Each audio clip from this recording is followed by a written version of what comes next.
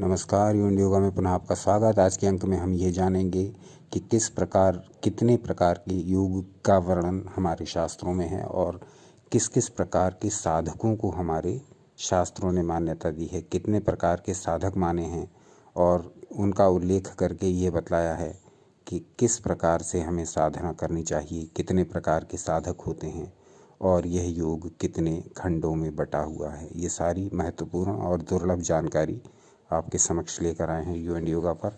जो लोग इस विषय में रुचि रखते हैं केवल वही इस वीडियो को ध्यान से देखें, अन्यथा और यूट्यूब पर एक से एक अच्छे वीडियोस हैं, उन्हें देखें।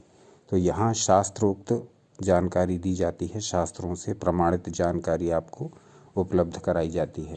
तो आज इसी क्रम में हमने सोचा कि हम योग विषय पर दृष्टिपात करें और देखें कि हमारे शास्त्रों में योग के विषय में क्या कहा गया, योग के कितने प्रकार बताए गए और साधकों के योग की साधना जो करते हैं उनके कितने प्रकार बताए गए और किस प्रकार से हम इस गूढ़ दुर्लभ जानकारी को हासिल करके अपनी साधना को बलवती कर सकते हैं, अपनी योग की साधना को उच्चतम शिखर तक ले जा सकते हैं। ये सब बेसिक जानकारी यदि हमें हो तो हम योग के क्षेत्र में और अधिक शीघ्रता से आगे बढ़ सकते हैं और जिस भी साधना को कर रहे हैं उस साधना में भी निश्चित ही हमें लाभ होगा। तो जानने का प्रयास करते हैं कि हमारे शास्त्रों ने योग के विषय में क्या कहा, योग के विभिन्न खंडों के विषय में क्या कहा और योग के विभिन्न साधकों के विषय में क्या कहा है। विस्तार से जानकारी प्राप्त करने के लिए इस वीडियो को पूरा देखें और वही देखें जिन्हें इस विषय में रुचि हो। तो प्रारंभ करते हैं।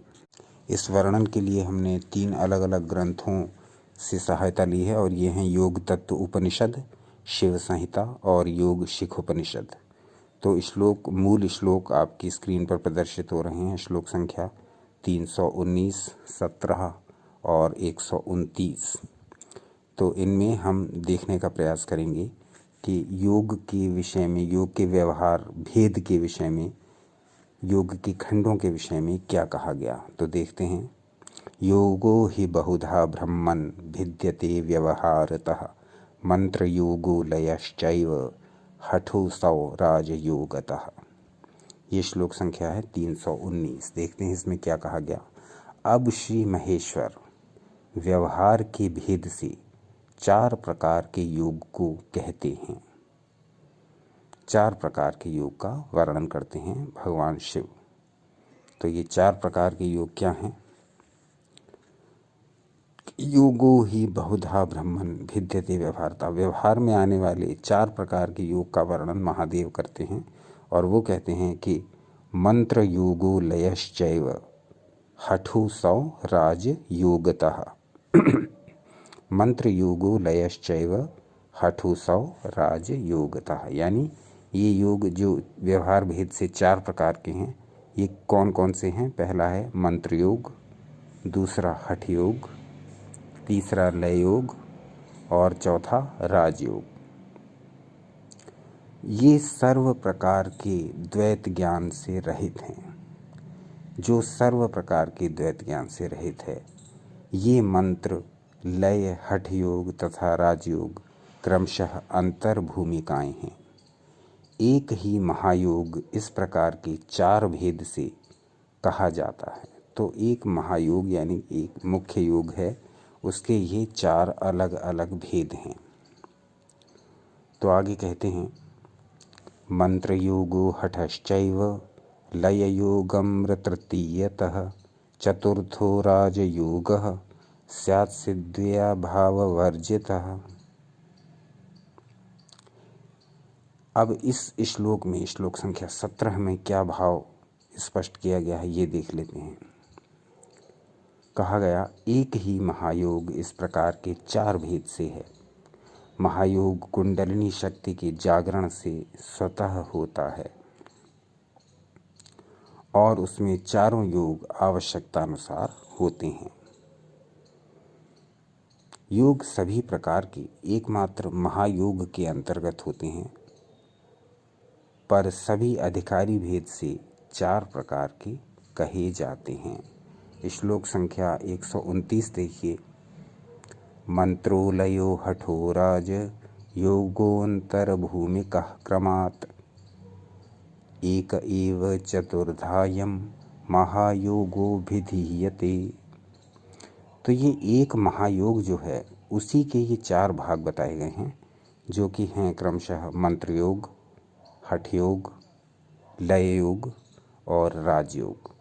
तो ये एक महायोग के ये 4 भाग हमें स्पष्ट रूप से वर्णन मिलता है इनका योग तत्व उपनिषद में, शिव संहिता में और योग शिख उपनिषद में।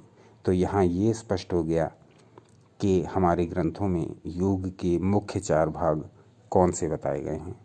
अब देख लेते हैं कि किस प्रकार के साधक हमारे शास्त्रों में वर्णित हैं, साधकों को किस क्रम में रखा गया है, साधकों का क्या वर्गीकरण किया गया है, साधक योग के साधक किस किस प्रकार के होते हैं और कैसा कैसा उनका साधन होता है, इसका विस्तृत वर्णन हमारे शास्त्रों में कर दिया गया है। और उस वर्णन को हम आज के परिप्रेक्ष्य में देख लें तो हमको पता लग जाएगा कि कौन किस प्रकार का साधक है, कौन किस प्रकार से साधना करता है, किसकी साधना किस प्रकार की है।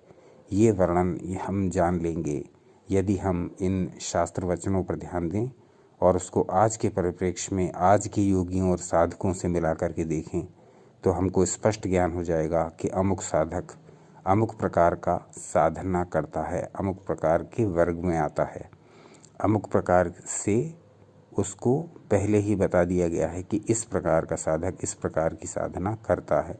तो ये बहुत महत्वपूर्ण जानकारी है और बहुत ही दुर्लभ है जो आपके समक्ष प्रस्तुत कर रहे हैं। इन श्लोकों को जानकर आप आज के परिप्रेक्ष्य में भी ये जान सकते हैं, आधुनिक युग में भी, कि हम किस प्रकार की साधना कर रहे हैं, हम किस प्रकार के साधक हैं और हमारे आसपास जो साधक हैं जिनको हम जानते हैं, जो अत्यंत प्रसिद्ध हैं, वो किस प्रकार के साधक हैं। इस प्रकार की समस्त बातें हम इन श्लोकों के प्रकाश में जान सकते हैं, जानने का प्रयास करते हैं। तो पुनः हम शिव संहिता और वराह उपनिषद पर आते हैं। शिव संहिता और वराह उपनिषद की श्लोक संख्या 18 और 10 आपके समक्ष स्क्रीन पर प्रदर्शित हो रहे हैं। उन्हें ध्यान से देखिए और चाहें तो नोट करके रख सकते हैं फर्दर रेफरेंस के लिए, क्योंकि बहुत महत्वपूर्ण जानकारी इन श्लोकों में छुपी हुई है। तो देखते हैं शिव संहिता तथा वराह उपनिषद से यह श्लोक और इनके भावों को समझने का, पकड़ने का, जानने का प्रयास करते हैं। तो श्लोक संख्या 18 है। चतुर्थो साधको ज्ञेयो मृदु मध्याधिमात्रकः अधिमात्रतमः श्रेष्ठो भवाब्धो संघनाक्षमः। तो ये श्लोक संख्या 18 है और श्लोक संख्या 10 है। मृदु मध्यम मंत्रेषु क्रमान मंत्र संयम हठम लय मंत्र हठ योग योगो यष्टांग संयुतः।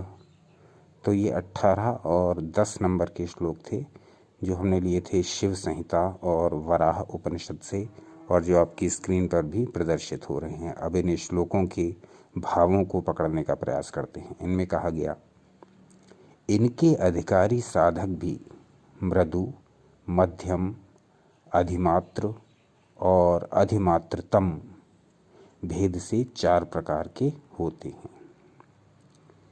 4 प्रकार के साधक कहे गए हैं, 4 प्रकार के योग साधक कहे गए हैं। कौन कौन से, इनको स्पष्ट रूप से फिर से देख लेते हैं। ये हैं मृदु, मध्यम, अधिमात्र और अधिमात्रतम। चतुर्था साधको ज्ञेयो, 4 प्रकार के साधक बताए गए हैं। तो ये 4 प्रकार के साधक हैं। अधिमात्र तमः श्रेष्ठो भवाब्धो संघनक्षमः। कौन कौन से हैं? मृदु, मध्यम, अधिमात्र और अधिमात्र तम। ये 4 प्रकार के साधक हैं। ये 4 प्रकार, ये जिस प्रकार से साधना करते हैं उनके अनुसार इनको 4 प्रकार के वर्गों में बांटा गया है। साधकों को 4 प्रकार से वर्गीकृत किया जा सकता है। अब आगे चलते हैं। उनमें अधिमात्रतम साधक ही श्रेष्ठ है। उनमें अधिमात्रतम साधक ही श्रेष्ठ है जो भव सागर के पार होने की क्षमता रखता है। अधिमात्र तमः श्रेष्ठो, अधिमात्र तमः श्रेष्ठो। अधिमात्रतम नाम का जो साधक है, इस वर्ग का जो साधक है वो सर्वश्रेष्ठ है, क्योंकि यह मुक्ति पाने का पूरा अधिकारी माना जाता है। इसलिए मृदु मध्यम अधिमात्र अधिमात्रतम साधक के भेद ये उनकी योग्यतानुसार क्रमशः मंत्र योग, लय योग, हठ योग और राजयोग करने को कहा जाता है, जो कि यम नियम आदि सहित अष्टांग योग कहलाता है।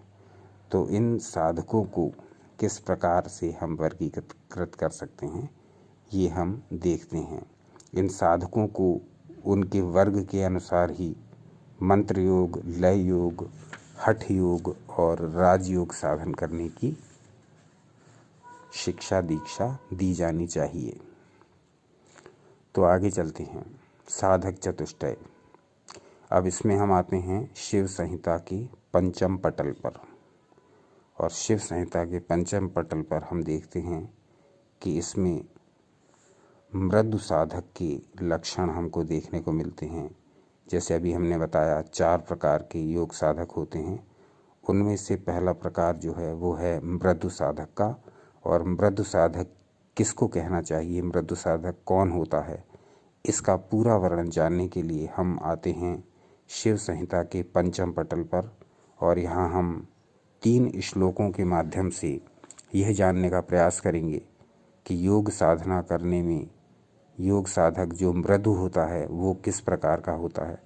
फिर आप इस प्रकार के वर्णन से स्वयं ही अपने विवेक से यह अंदाज़ा लगा सकते हैं कि हम मृदु साधक हैं अथवा नहीं, या हमारे आसपास के जो साधक हैं वो किस प्रकार से इस कोटि में आते हैं अथवा नहीं।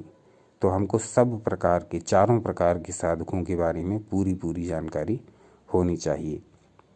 योग साधना का ये एक बहुत ही महत्वपूर्ण पक्ष है, और ये एक ऐसी दुर्लभ जानकारी है जो कि अन्यत्र उपलब्ध नहीं है। तो हमने सोचा यू एंड योगा के श्रोताओं को, दर्शकों को इस प्रकार की अत्यंत दुर्लभ जानकारी निश्चित ही शेयर की जाए उनके साथ, और उनको इस बात का पता लगे कि हमारे शास्त्रों में योग साधना के कितने विभाग बताए गए हैं और योग साधकों के कितने प्रकार बताए गए हैं। ये सारी जानकारी बहुत ही दुर्लभ है, बहुत ही उपयोगी है और बहुत ही लाभदायक एवं ज्ञानवर्धक है। ये आपके समक्ष ये संपूर्ण जानकारी लेकर के आए हैं, और अब हम प्रस्तुत कर रहे हैं शिव संहिता के पंचम पटल से 3 श्लोक संख्या 19, 20 और 21। और इसमें हम यह जानने का प्रयास करेंगे कि मृदु साधक कौन होता है, मृदु साधक के क्या क्या लक्षण होते हैं। तो देखते हैं।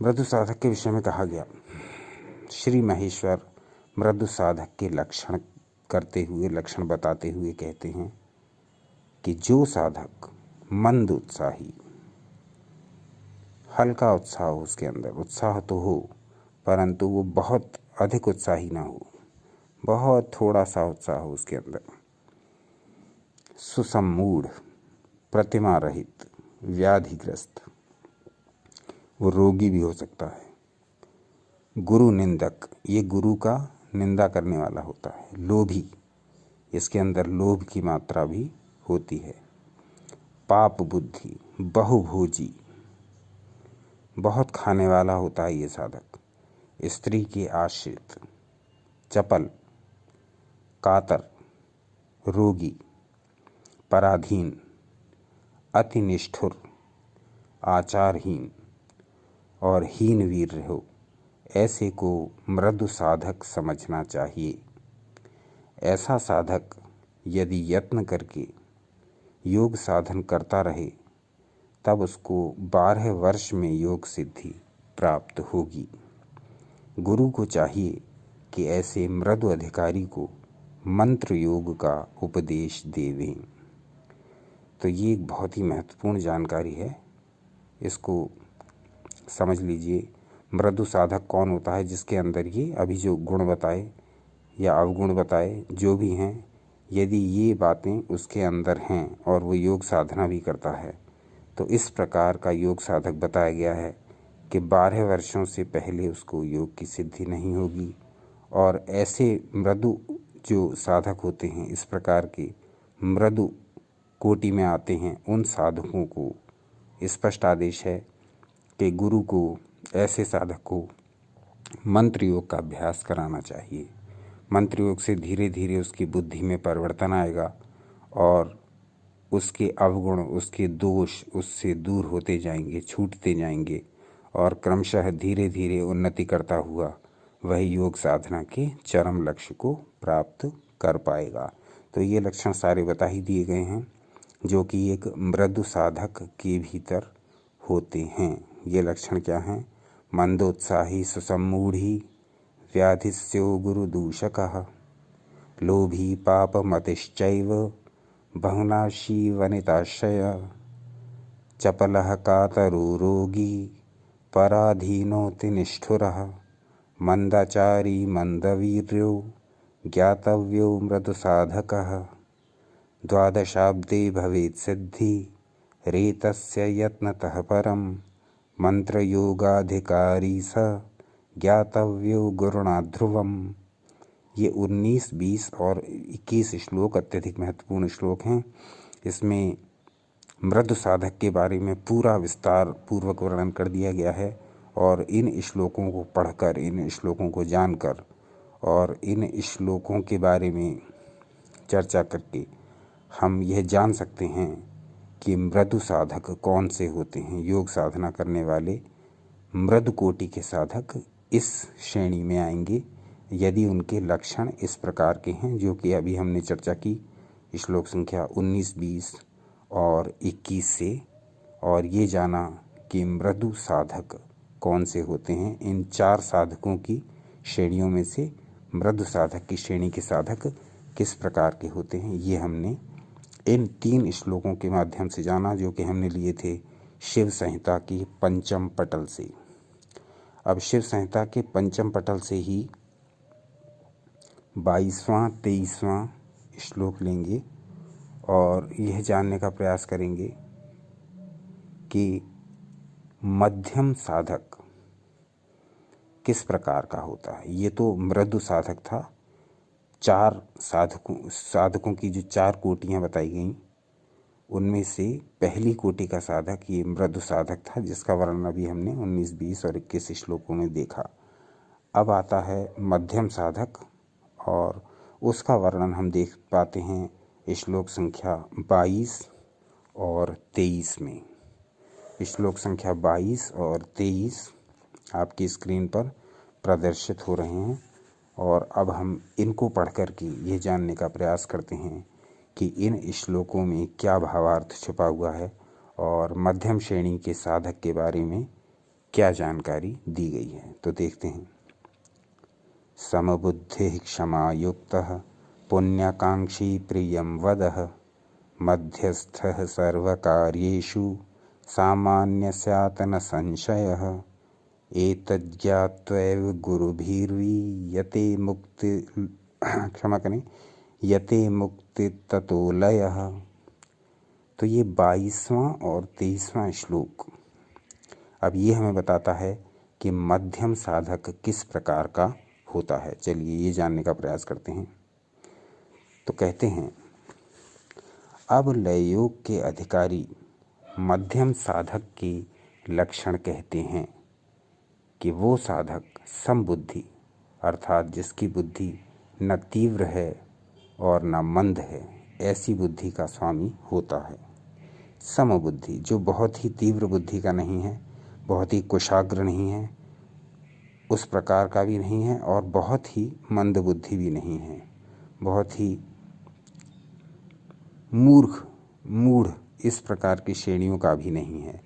यानी उसको सामान्य साधक कह सकते हैं, सामान्य बुद्धि वाला साधक कह सकते हैं। तो इस प्रकार का साधक और क्षमाशील होता है, ये क्षमा करने में तत्पर होता है।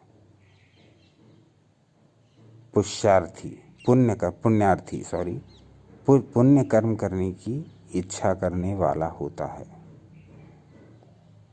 तो इसमें जो लक्षण पाए जाते हैं मध्यम प्रकार के साधक में वो क्या हैं कि समबुद्धि वाला होता है, जिसकी बुद्धि ना अधिक तीव्र है ना अधिक मंद है। पुण्यार्थी होता है, पुण्य कर्म करने की इच्छा करने वाला होता है। क्षमाशील भी होता है, क्षमा भी कर देता है, क्षमा करने में तत्पर रहता है। इसके अतिरिक्त प्रिय भाषी होता है, इसकी वाणी मधुर होती है। ये जब भाषा और वाणी में जब इसका हम भाव देखते हैं तब ये मधुर वचन हमें बोलता हुआ प्रतीत होता है। इसकी वाणी मीठी होती है। आगे कहते हैं मध्यस्थ होता है, सब कार्यों में निर्लिप्त रहने वाला होता है। ऐसा मध्यम साधक यदि हो तो गुरु उसको लय योग का ज्ञान प्रदान करें, लय योग का साधन बताएं, उसको 9 वर्ष में सिद्धि होगी, ये बताया गया। तो ये आज हमने देखा कि जो योग है उसको योग को 4 भागों में बांट दिया गया, और ये 4 भाग हैं हमारे मंत्र योग, हठ योग, लय योग और राजयोग। तो योग को 4 भागों में बांटकर योग साधकों को भी 4 भागों में बांटा गया, और वो हैं मृदु, मध्यम, अधिमात्र और अधिमात्रतम। उनमें से हमने आज 2 प्रकार के साधकों के बारे में जाना, जो हैं मृदु और मध्यम।